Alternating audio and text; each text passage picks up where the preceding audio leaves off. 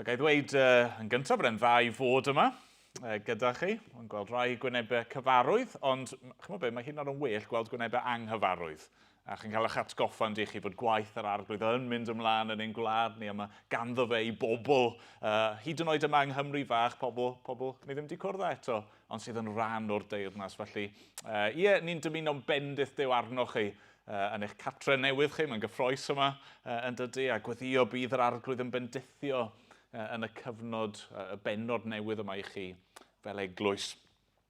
Wel, fi'n neud rhywbeth peryglus bore yma. Fi'n trio ffito mewn i gyfres o bregethau heb bod fi wedi bod yma i wrando ar y gweddill. Chi wedi bod, os fi'n deall yn iawn, yn edrych ar teithiau yn Genesis, ac heddiw mae'r daith yn boat trip. Okay? Ni'n cael trip mewn cwch bore yma. Ni'n mynd i fod yn edrych ar hanes Noa.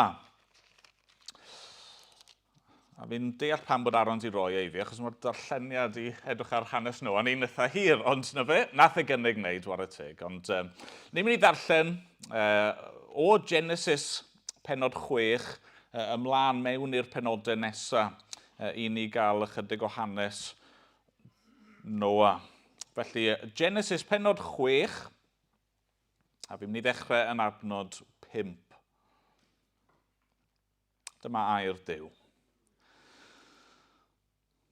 Pan welodd yr arglwydd fod drygioni'r bobl yn fawr ar y ddaear, a bod holl ogwydd ei bwriadau bob amser yn ddrwg, buedifar gan yr arglwydd iddo wneud dyn ar y ddaear, ac o fidiodd yn fawr. Yna dywedodd yr arglwydd, dileiaf oddi ar wyneb y ddaear y bobl a greais. Ie, dyn ac anifail, ymlusgiaid ac adar yr awyr. Oherwydd mae'n y difar gen i mi ei gwneud.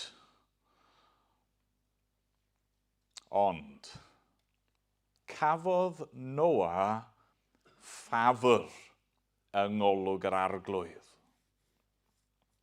Dyma genedlaethau Noa. Gŵr cyfiawn oedd Noa, perffaith yn ei oes, a rhodiodd Noa gyda Duw. Roedd Noa yn dad i 3 o feibion, Sem, Cham a Japheth. Aeth y ddaear yn llygredig ger bron Duw ac yn llawn trais. A gwelodd Duw fod y ddaear yn llygredig, am fod bywyd pob peth byw ar y ddaear wedi ei lygru. Yna dywedodd Duw wrth Noa, rwyf wedi penderfynu difodi pob cnawd, oherwydd llanwyd y ddaear a thrais ganddynt. Rwyf am ei difetha o'r ddaear. Gwna i ti arch o bren goffer. Gwna gelloedd ynddi a rhod drwch o big arni oddi mewn ac oddi allan. Dyma'i chynllun, hyd yr arch 300 cifydd. Ei lled, 100 cifydd. Ei hychder, 10 cifydd ar 20. Gwna do hefyd i'r arch a gorffen ei grib gifydd yn uwch. Gosod ddrws yr arch yn ei hochor a gwna hi yn 3 llawr, yr isaf, y canol a'r uchaf. Edrych yr wyf ar fi'n dwy'n dyfroedd y dilyw ar y ddaear, i ddifetha pob cnawd dan y nef ac anadleunioes ynddo. Bydd popeth ar y ddaear yn trengi. Ond sefydlaf fy nghyfamod a thi. Fe ei di i'r arch, ti a pheibion a thraig a gwragedd dy feibion gyda thi. Rwyt ti fynd â 2 o bob math o'r holl greaduriaid byw i mewn i'r arch, i'w cadw'n fyw gyda thi, sef gwryw a benyw. 2 atar, 2 o bob math o'r adar yn ôl ei rhywogaeth, o'r anifeiliaid yn ôl ei rhywogaeth, ac o holl ymlusgiaid y tir yn ôl ei rhywogaeth, i'w cadw'n fyw. Cymer hefyd o bob bwyd sy'n cael ei fwyta, a chasglau ef ynghyd, bydd yn ymborth i ti ac iddynt hwythau. Felly y gwnaeth Noa. Gwnaeth bopeth fel y gorchmynodd Duw iddo. Yna dywedodd yr arglwydd wrth Noa, dos i mewn i'r arch, ti a'r holl deulu, oherwydd gwelais dy fod di'n gyfiawn ger fy mron yn y genhedlaeth hon. Cymer gyda thi 7 bar o'r holl anifeiliaid glân y gwryw a'i gymar, a phar o'r anifeiliaid nad ydynt lan y gwryw a'i gymar. A phob yn 7 bar hefyd o adar yr awyr, y gwryw a'r fenyw, i gadw ei hil yn fyw ar wyneb yr holl ddeiar. Oherwydd ymhen 7 diwrnod para fydd i lawio ar y ddeiar am 20 diwrnod a 20 nos, a byddaf yn dileu oddi ar wyneb y ddeiar bopeth byw a wneithym. Gwnaeth Noa bopeth fel y gorchmynodd yr arglwydd iddo. 600 oed oedd Noa pan ddaeth dyfroedd y dilyw ar y ddeiar. Aeth Noa i mewn i'r arch, a'i feibion, a'i wraig a gwragedd ei feibion gydag ef rhag dyfroedd y dilyw. Cymerodd o'r anifeiliaid glân a'r anifeiliaid nad oeddent glân, o'r adar a phopeth oedd yn ymlusgo ar y tir, a deithant i mewn ato i'r arch, bob yn ddau yn wryw a benyw, fel y gorchmynodd Duw i Noa. Ymhen 7 diwrnod daeth dyfroedd y dilyw ar y ddeiar. Yn y 600 blwyddyn o oes Noa, yn yr ail fis ar yr ail ddydd ar 15 o'r mis, y diwrnod hwnnw rhwygwyd holl ffynhonnau'r dymder mawr ac agorwyd ffenestru'r nefoedd, fel y bu'n glawio ar y ddeiar am 20 diwrnod a 20 nos. Y diwrnod hwnnw aeth Noa a'i feibion Sem, Cham a Japheth, graig Noa a thair graig ei feibion hefyd gyda hwy i mewn i'r arch. Hwy a phob bwystfil yn ôl ei rywogaeth, a phob anifail yn ôl ei rywogaeth, a phob peth sy'n ymlusgo ar y ddeiar yn ôl ei rywogaeth, a'r holl adar yn ôl ei rywogaeth, pob aderyn a sgellog. Deithant at Noa i'r arch bob yn ddau, o bob creadur ag anadleunioes ynddo. Roeddent yn dod yn wryw ac yn fenyw o bob creadur ac eithant i mewn fel y gorchmynodd Duw iddo. A cheiodd yr arglwydd arno. Am 20 diwrnod bu'r dilyw yn dod ar y ddeiar. Amlhaodd y dyfroedd gan gludo'r arch a'i chodi oddi ar y ddeiar. Cryfhaodd y dyfroedd ac amlhau'n ddirfawr ar y ddeiar a moriodd yr arch ar wyneb y dyfroedd. Cryfhaodd y dyfroedd gymaint ar y ddeiar nes gorchuddio'r holl fynyddoedd uchel ym mhob man dan y nefoedd. Cododd y dyfroedd dros y mynyddoedd a'i gorchuddio dan ddyfnder o 15 cifydd. Trengodd pob cnawd oedd yn symud ar y ddeiar. Yn adar, anifeiliaid, bwystfilod, popeth oedd yn heigio ar y ddeiar, a phobl hefyd. Bu farw popeth ar y tir sych oedd ag anadleunioes yn ei ffroenau. Dileoedd popeth byw oedd ar wyneb y tir yn ddyn ac anifail, yn ymlusgiaid ac adar yr awyr. Fe dileoedd o'r ddeiar. Noa yn unig a adawyd, a rhai oedd gydag ef yn yr arch. Parhaodd y dyfroedd ar y ddeiar am 150 o ddyddiau. Cofiodd Duw am Noa, a'r holl bwysfilod, a'r holl anifeiliaid oedd gydag ef yn yr arch. Parodd Duw i wynt chwythu dros y ddeiar, ac ostyngodd y dyfroedd. Ceiwyd ffynhonnau'r dymder a ffenestru'r nefoedd ac ataliwyd y glaw o'r nef. Ciliodd y dyfroedd yn raddol oddi ar y ddeiar ac wedi 150 o ddyddiau aeth y dyfroedd ar drai. Yn y 7fed mis, ar yr ail ddydd ar 15 o'r mis, glaniodd yr arch ar fynyddoedd Ararat. Ciliodd y dyfroedd yn raddol hyd y 10fed mis, ac yn y 10fed mis, ar y dydd cyntaf o'r mis, daeth pennau'r mynyddoedd i'r golwg. Ymhen 20 diwrnod agorodd Noa y ffenestr roedd wedi gwneud yn yr arch, ac anfon allan gigfran i weld a oedd y dyfroedd wedi treo. Ac aeth pethau yma ac acw nes i'r dyfroedd sychu oddi ar y ddaear. Yna gollyngodd golomen i weld a oedd y dyfroedd wedi treo oddi ar wyneb y tir. Ond ni chafodd y golomen le i roi ei throed i lawr a dychwelodd ato i'r arch am fod dŵr dros wyneb yr holl ddaear. Estynodd yntau ei law i'w derbyn a'i chymryd ato i'r arch. Arosodd eto 7 diwrnod ac anfonodd y golomen eilwaith o'r arch.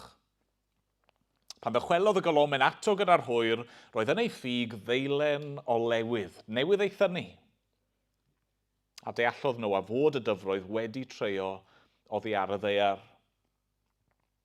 Arhosodd eto 7 diwrnod, anfonodd allan y golomen ond ni ddaeth nôl ato y tro hwn. Yn y flwyddyn 601 o oed Noa, yn y mis cyntaf ar y dydd cyntaf o'r mis, sychodd y dyfroedd oddi ar y ddaear, a symudodd Noa geuad yr arch, a phan edrychodd allan gwelodd wyneb y tir yn sychu. Erbyn yr ail fis ar y 7fed dydd ar 20 o'r mis roedd y ddaear wedi sychu.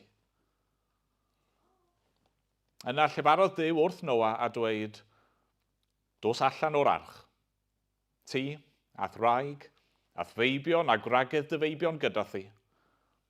A dwg allan gyda thi bob creadur byw o bob cnawd yn adar ac anifeiliaid a phopeth sy'n ymlusgo ar y ddaear, mwyn iddynt epilio ar y ddaear a ffrwytho ac amlhau ynddi. Felly aeth Noa allan gyda'i feibion a'i wraig a gwragedd ei feibion. Hefyd aeth allan o'r arch bob bwystfil, pob ymlusgiad, pob aderyn a phob peth sy'n ymlusgo ar y ddaear yn ôl ei rhywogaeth. Yna, adeiladodd Noa allor i'r arglwydd. A chymryd rhai o bob math o'r anifeiliaid glân ac o'r adar glân ac o ffrymu, poeth o ffrymau ar yr allor.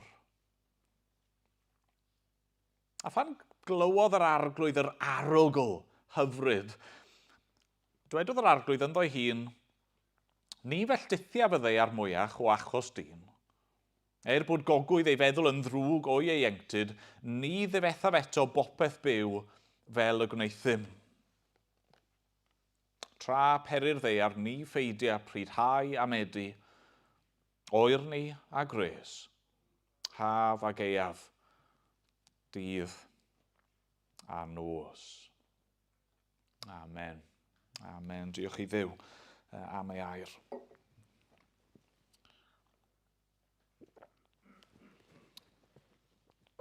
Mae'n siŵr mae dyma un o hanesion mwyaf cyfarwydd y Beibl. Mae'n stori ni'n clywed ac yn gweld o oedran ifanc yn dyn. Os trowch chi i unrhyw Beibl i blant, mae hwn yn siŵr o fod yna falle hyd yn oed ar y dudalen flaen yn dyfe, neu os ydych chi rhyw jigsaws ar thema Beiblaidd i blant, dyna un o'r rai yn dyfe. Mae dych chi'r arch a mae dych chi'r eliffantod i gyd yn gwenu, chymod. Mae caneuon dyn ni yn does, ribidi res i fewn i'r arch a nhw, a falle gyda hynny gyd ni'n anghofio yn dyn ni mor ddifrifol yw'r hanes yma mewn gwirionedd, mor frawychus yw cyfiawnder Duw a'i gasineb tuag at bechod. Ond dwi ddim yn syndod bod yr hanes yma yn ffefryn i ni, achos wrth i ni edrych ar y daith yma mae Noa yn ei gymryd, i ni'n gweld darlun, hynny yw hanes yw, ond mae yna ddarlun dyn ni fan hyn, cysgod, clir, o'r achubiaeth sydd wedi ei drefnu i chi a fi trwy'r arglwydd Iesu Grist. A felly fi eisiau ni edrych ar y daith yma y bore yma a dynyddio 4 gair i'n helpu ni. 4 gair digon syml mewn ffordd, ond maen nhw'n eiriau sylfaenol, geiriau pwysig. Geiriau chi'n gorfod i deall os ych chi'n mynd i ddeall neges y Beibl i ni y bore yma. Yr gair cyntaf, dyma lle mae'r daith yn dechrau mewn gwirionedd i bob un ohono ni. Y gair cyntaf yw gras. Gras. Mae'r darlun cychwynnol yn un tywyll tu hwnt yn dydi. Ni'n clywed sawl gwaith mewn gwahanol ffyrdd bod y byd mewn mes. Y byd yma oedd dim ond ychydig tudalennau'n flaenorol, yn Eden, yn baradwys, yn hyfryd, yn berffaith, yn dda iawn yng ngolwg Duw. Mae pechod wedi dod i fewn a mae wedi gwneud ei waith yn gyflym iawn i ddistrywio y byd yma.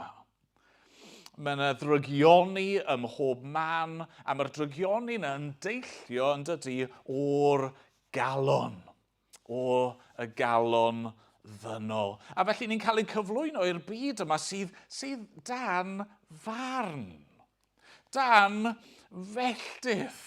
Mae Duw yn edrych ar y byd yma, ar drygioni, ar brynt ni, a mae Duw yn dweud, fi'n gorfod cosbi hyn. Fi'n gorfod delio gyda hyn, allai ddim gadael e fel mae e. A ni'n gwybod rhywbeth o hyn, ynddi ni? Ond gobeithio bod chi'n gwybod rhywbeth o hynny. Ni'n gweld mes y byd, a ni'n dim byd i newid, os e? Ni'n gweld mes y byd, mae'n y newyddion ar y foment, Iran ac Israel, a mae dych chi Ukraine a Rwsia, a mae dych chi'r holl man eraill, lle mae yna wrthdaro, a lle mae yna gasineb, a lle mae yna gamdrin, a lle mae yna ddrygioni. A be mae'r byd yma, be mae'n calonau ni yn heiddi yw barn Duw. Ond, pennod 6, adnod 8, ond cafodd Noa ffafr yng ngolwg yr arglwydd. Ffafr. Mae Noa yn profi ffafr, neu yn profi gras Duw. Nawr, ni ddim yn sôn fan hyn am gras cyffredinol Duw. Mae Duw yn dangos ei gariad cyffredinol i'r byd mewn pob math o ffyrdd. Ni'n cael blas o hynny ar ddiwedd ein darlleniad, neu diwedd pennod 8, yn sôn am cyfnodau o hau a medi, oerni a gres, haf a gaeaf, dydd a nos. Mae Duw yn ei gariad cyffredinol yn rhoi bwyd a diod, hael a glaw, teulu, ffrindiau, dillad, pob peth arall da i'r un ni'n ei brofi yn y byd yma. Ond na, ni'n sôn am rhywbeth gwahanol fan hyn, ydy ni. Ni'n sôn am ffafr arbennig Duw. Mae Noa yn profi gras achubol Duw. Mae hynny'n dod yn fwy amlwg eto yn pennod 6 adnod 18. Mae Duw yn dweud wrth Noa, ond sefydlaf fy nghyfamod a thi. Mae Duw yn dweud, fi eisiau perthynas gyda ti, Noa. Nawr, oedd Noa'n berffaith? Na. Oedd Noa yn ddibechod? Na. Oedd e'n heiddi cael ei achub? Nag oedd. Ond mae'n profi gras Duw. Y cariad anheiddiannol yna mae Duw yn dangos at bobl wrth ei galw nhw o dywyllwch y byd yma, o mes y byd yma, ei galw nhw o wynebu barn a chosb a melltith ac yn galw nhw i berthynas gyda fe ei hun.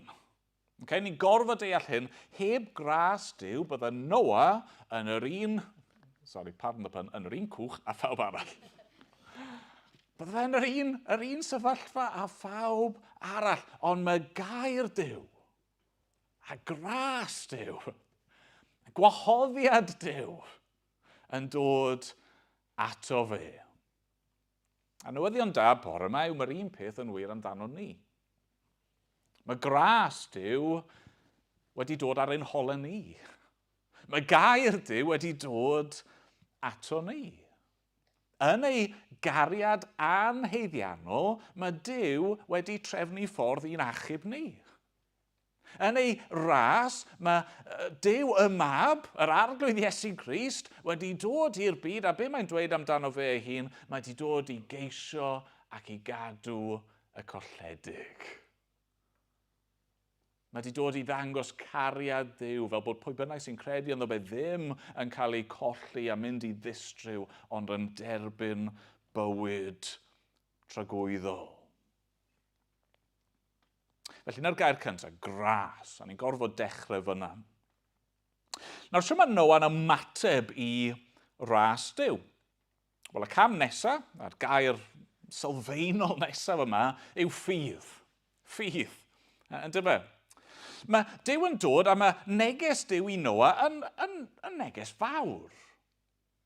Mae yna bethau yn cael ei dweud a'i datguddio i Noa bydde falle yn teimlo yn anhebygol neu yn anghredadwy. Jyst meddyliwch am hyn, okay? Mae Noa'n clywed gyntaf i gyd fod sefyllfa'r byd a natur pechod mor ddrwg mae'r unig ateb yw dinistrio'r byd. Mae Noa'n clywed fod yna farn yn dod a bod yna ddilyw yn mynd i orchuddio'r ddaear. Okay? Ni di arfer efo glaw yng Nghymru, ond ni'n gwybod beth yw bwrw glaw. Ond mae Noa yn cael y rybydd yma fod dilyw yn mynd i orchuddio y ddaear gyfan. Mae Noa'n clywed fod yna un ffordd, unig ffordd, yn cael ei drefnu mwyn iddo fe a'i deulu a pwy bynnag arall byddai'n credu i gael ei hachub. A mae Noa'n clywed fod anifeiliaid, dau o bob math, yn i'w gwrw a benyw, ond mwy na hynny o'r anifeiliaid glân. Mae'r anifeiliaid yma, dwi ddim yn gorfod mynd mas i'w casglu nhw, mae'r anifeiliaid yn mynd i ddod ato fe. Mae Duw yn mynd i gyrru pob math o greaduriaid, yr amlysgiaid, yr adar. Maen nhw'n mynd i ddod ato fe i fewn i'r arch. Nawr, chi'n clywed y neges yna, a mae'n rhaid oedd rhannau o hynny'n anodd i'w derbyn.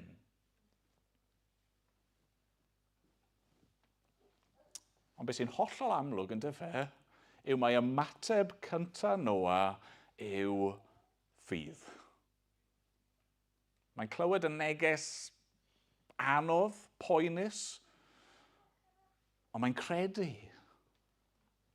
Nawr, ni ddim yn gwybod, ydyn ni, pa mor hir nath e gymryd iddo fe adeiladu'r arch. Allech chi bron dychmygu, ydyn ni, bron gallu dychmygu'r bobl o'i gwmpas yn gweld y dyn yma'n gweithio ar ei gwch ac yn meddwl, be mae'r boi ma'n neud? Ond mae'n rhoi ei ffydd yng ngair Duw. Pan oedd e'n dechrau adeiladu'r cwch yna, falle oedd dim cwmwl yn yr awyr. Pan oedd e'n dechrau adeiladu'r cwch yna, oedd dim arwydd o'r anifeiliaid yma i gyd yn dod ato fe.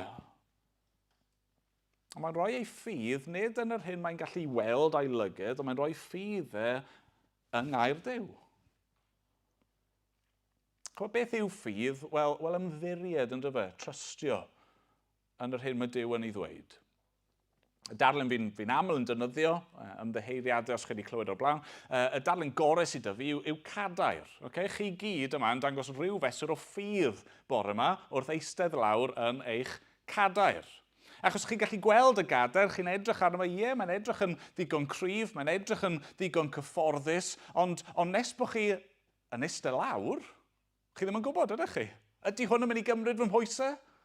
Ydy e'n ddigon cryf i fy nhalu, neu ydy'r coesau yn mynd i byclo a'r cefn yn mynd i gwmpo nhw? Wel, chi ddim yn siŵr nes bod chi'n eistedd lawr, a dyna yw ffydd, gorffwys yn eich cadair. Oedd Noa'n cael ei alw i'r un peth, gorffwys ac ymddiried yng ngair yr arglwydd. A ni bore yma'n cael ein galw i'r un peth hefyd.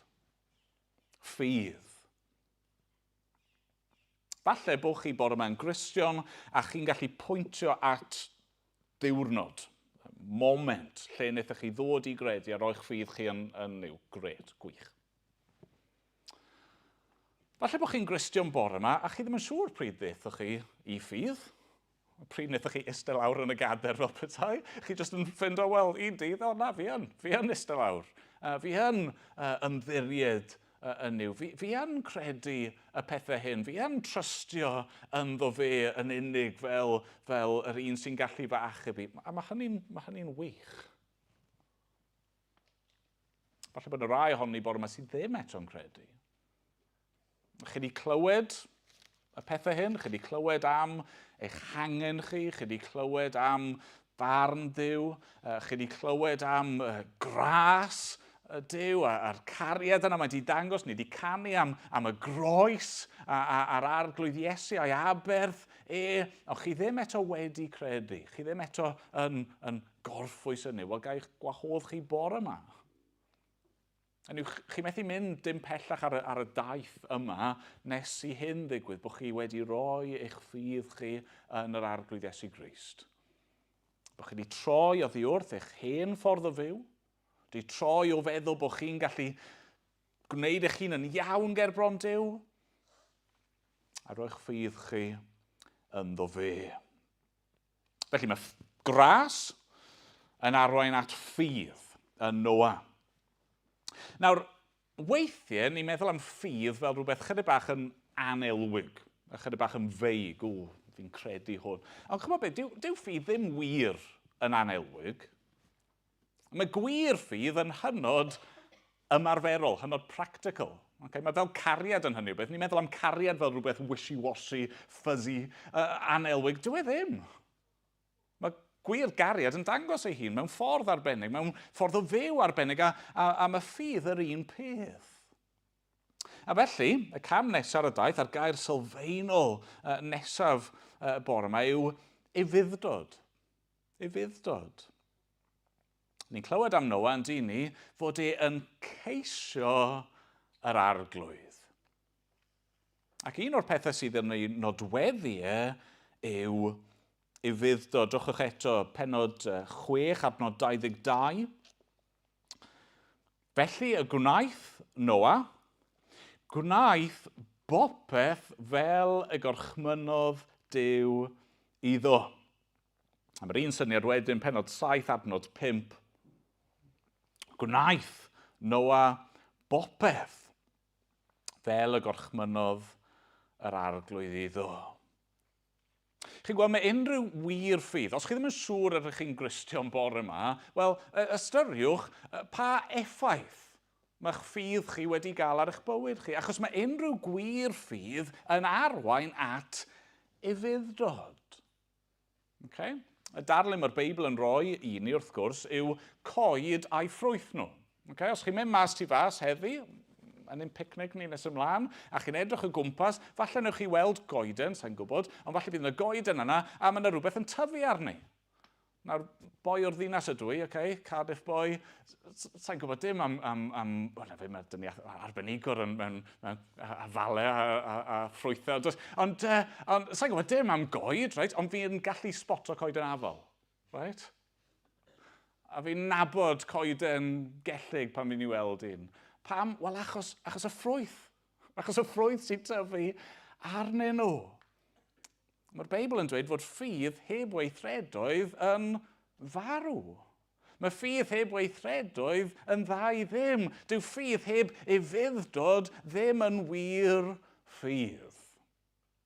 A felly beth ni'n gweld ar y daith yma mae Noah arni nawr yw ufuddod. Mae'n bwrw ati i adeiladu'r arch. Okay? Oedd y meibion yn helpu e? Ni ddim yn gwybod. Oedd rhywun arall yn helpu e? Ni ddim yn gwybod. Ond mae'n bwrw ati. Dim ots pa mor hir mae'n mynd i gymryd. Dim ots pa mor galed yw'r gwaith. Mae Duw wedi gweud wrtho fi wneud hyn a fi'n mynd i ufuddhau. A mae'r ufuddod yna'n parhau. Nes ymlaen wrth iddo fynd i fewn i'r arch. Ac yn yr holl amser yna, yn yr arch, yn gofalu am ei deulu, yn gofalu am yr anifeiliaid, yn disgwyl wrth yr arglwydd, ceisio yr arglwydd, dioddau. A ni oedd e ddim yn brofiad braf, oedd e? Okay, oedd e ddim yn cruise o gwmpas y Caribi. Oedd e'n galed. Ond mae'n dioddau ac yn gwynebu hynny dros yr arglwydd, ac yna'r pen y daith yn anfon yr adar mas, yn disgwyl ar gyfer yr arglwydd i gyflawni ei addewid. Mae ffydd yn arwain at ufuddod. Fel Cristnogion, ni'n cael ein galw i fywydau o ufuddod. Mae'r arglwydd pur, glân, sanctaidd yma, mae wedi datguddio i ni ffordd o fyw sydd yn ei blesio fe.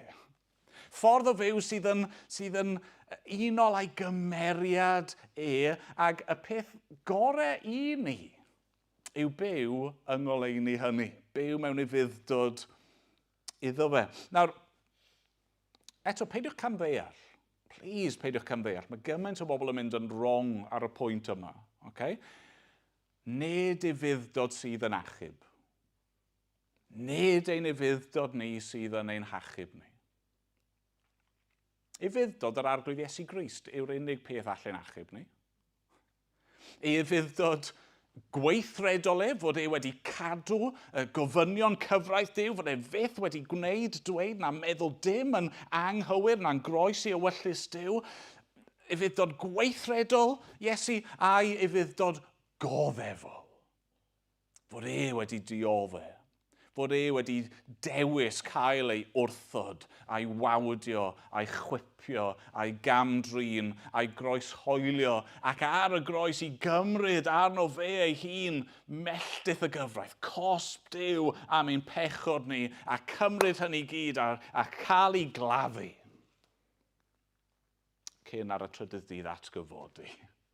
Dyna unig sail ein gobaith ni. Ond, trwy ffydd, ni yn cael ein galw i fuddod. Peidiwch meddwl, reit, fi'n Gristion nawr, fi wedi credu yn Iesu Grist, fi wedi derbyn maddeuant pechodau, allai wneud beth bynnag fi moyn o hyn allan. Na. Os chi'n meddwl fel na, chi ddim wedi deall yr efengil. Chi ddim wedi deall pam bod Duw wedi achub chi, bod e wedi achub chi i fywyd tragwyddol, i fywyd newydd. Bywyd o sancteiddrwydd. Bywyd o fyw mwyn yr arglwydd, a pan fo raid diodde dros yr arglwydd.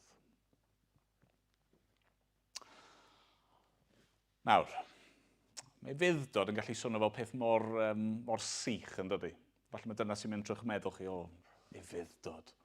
Mae'n swnio mor boring, mor ddiflas, mor ddideimlad mewn ffordd. Wel, dyw e ddim. Dyw e ddim. A ni'n gweld hynny wrth i ni ddod i ddiwedd y daith, neu diwedd y rhan yma o daith Noa, a'r gair mawr olaf sylfaenol yma, sef aberth. Aberth, neu falle byddai'n well i ddweud addoliad. Addoliad. Ni'n clywed yn dyn ni erbyn diwedd pennod 8, mae Noa a'i deulu a'r anifeiliaid yn dod allan o'r arch, a mae'n cyflwyno aberth i Dduw.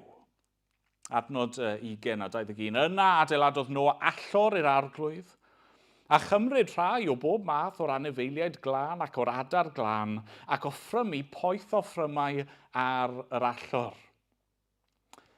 Ac yna mae'r geiriau od yma. Pan glywodd yr arglwydd yr arogl hyfryd, dwedodd yr arglwydd ynddo hi, ni felltithia byddai ar mwyach o achos dyn. Pan fod Duw yn gweld yr arogl yma yn beth hyfryd? Hynny, mae Duw yn ysbryd. Duw ddim yn gallu aroglu. Hynny, Duw ddim fel ni, os chi'n cael barbecue, chi'n aroglu cig yn coginio. Mae hwnna'n gwynt neis. So pam fod hyn yn cael ei ddisgrifio fel arogl hyfryd i Dduw? Wel, dwi ddim achos bod yr aberthau yma yn delio gyda pechod. Hynny yw, dyw gwaed a chnawd, anifeiliaid ac adar ddim yn gallu delio gyda ein pechod ni.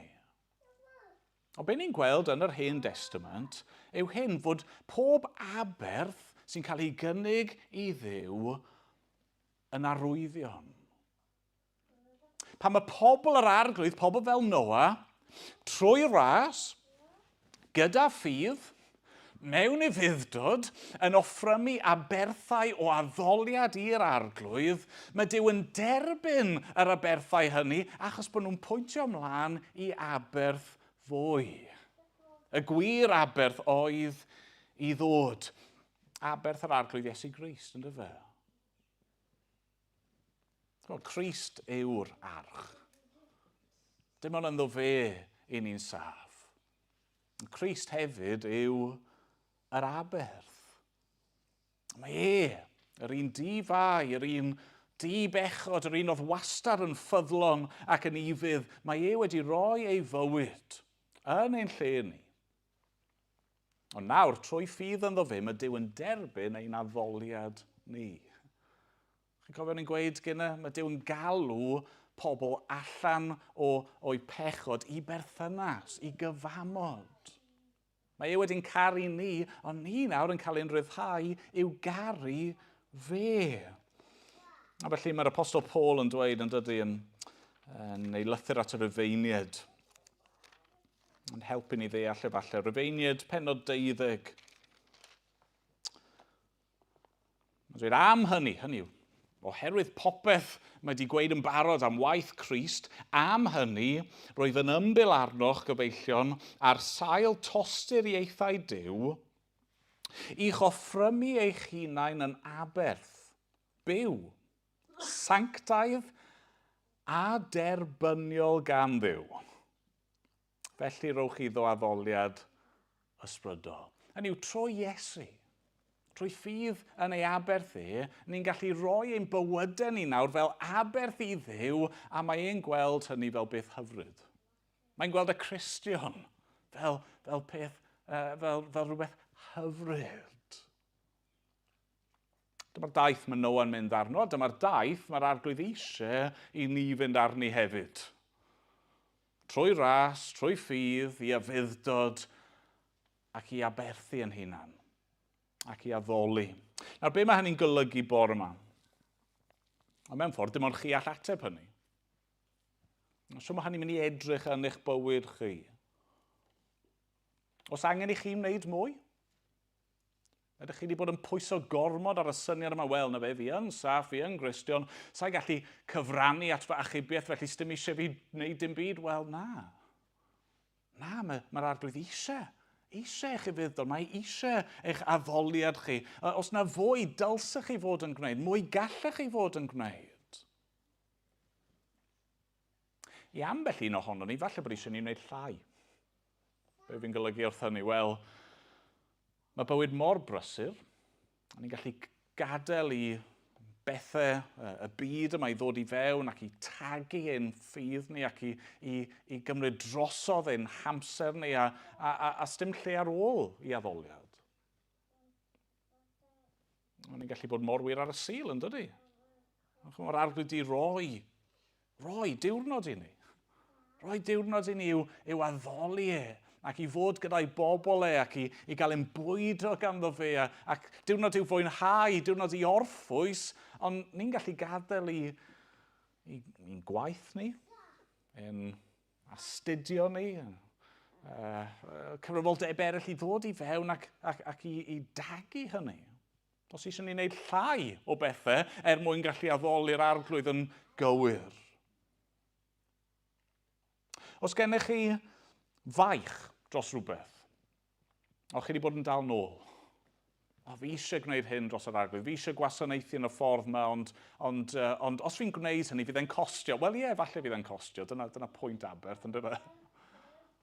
Ond bydd e werth os mae dyna ewyllus yr arglwydd ar eich cyfer chi, ac os mae'r eglwys yn angen y gwasanaeth yna.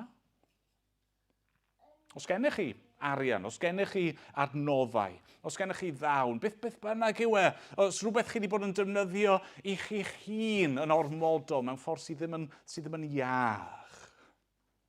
Rowch e'r arglwydd. Ydych chi wedi bod yn rhoi fewn i bechod a temptasiynau'n ryrwydd? Ydych chi wedi bod yn cael eich dylanwadu yn llawer yn ormodol gan peer pressure a'r ffordd mae'ch ffrindiau chi a'ch cymdogion chi'n byw i bywydau nhw yn hytrach na cadw'ch golwg ar yr arglwydd? Be mae'r arglwydd yn dymuno a'r peth gorau i ni yw roi'n bywydau ni fel aberth o addoliad iddo fe. Diolch iddo. Amen. Amen.